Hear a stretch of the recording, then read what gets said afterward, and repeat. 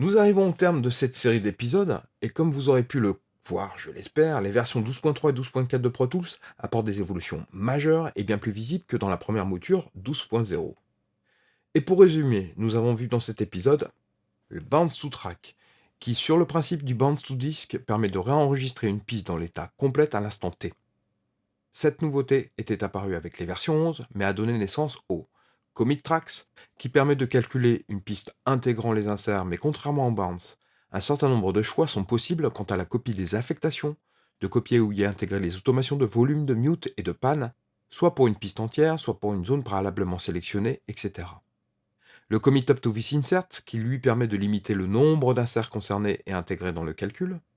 Nous avons également vu que ces fonctions de commit sont également applicables à des tranches auxiliaires ou des pistes instruments. Le track freeze, qui, sur la même base que le commit, permet de régler une piste dans son état à l'instant T et éventuellement de revenir très simplement en arrière en appliquant un unfreeze par un dégel de la piste.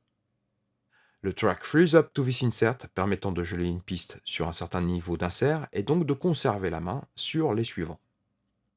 Puis nous avons abordé deux autres fonctionnalités hors de cette thématique, mais pas inintéressantes, avec la Waveform Transparency ou la forme d'onde en transparence, permettant de visualiser la transformation de la forme d'onde lors d'un déplacement de clip ou lors d'une action d'édition sur un fondu. Et pour finir, la fonction Batch Fades, offrant maintenant la possibilité d'intervenir sur les réglages entre les fondus d'entrée, de sortie et enchaînés, de manière indépendante et distincte. Cette nouvelle boîte de dialogue de Batch Fades offre aussi la possibilité de mémoriser des réglages les plus usuels, soit en mémoire dans la session ou en fichier. Reprenant ainsi la philosophie du fonctionnement d'un plugin AudioSuite, comme cela nous ne sommes pas perdus. Voilà, cette série est maintenant terminée. J'espère que vous y aurez trouvé toutes les informations nécessaires pour tâter de ces nouvelles fonctions et surtout les adapter à votre champ d'exploitation au quotidien. Il ne me reste plus qu'à vous souhaiter d'en faire bon usage et retrouver d'autres séries vidéo sur ce même site que je posterai au fur et à mesure de leur élaboration.